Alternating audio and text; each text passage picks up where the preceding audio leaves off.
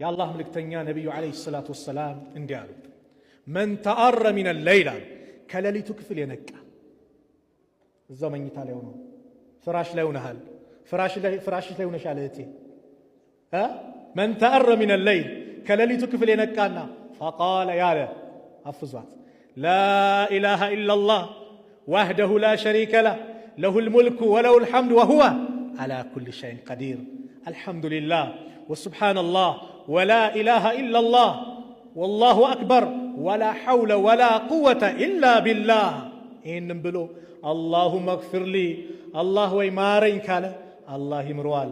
አው ደዓ ወይንም ደግሞ ሌላ ሐጃውን ዱዓውን ከጠየቀ እስተጂበ ለሁ አላህ ይቀበለዋል። አልሰገደም። የት ሆኖ ነው? መኝታ ላይ ሆኖ ነው እያልኳቸው ያሉት። ሳይነሳ እኮ ነው።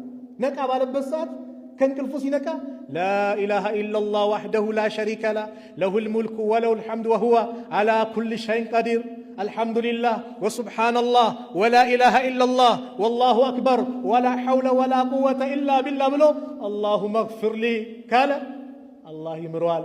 አው ደዓ ወይም ሌላ ሐጃ ኑሮት ደግሞ ሐጃውን ከጠየቀ አላህ ይቀበለዋል። አው ፈኢን ተወደዐ ውዱ ካደረገ ከተነሳ ማለት ነው። ወሰላ ከሰገደ ደግሞ ቁቢለ ሰላቱሁ ሰላቱ ተቀባይነት አላት፣ ዋስትና ያለው ዱዓ ማለት ሰላት።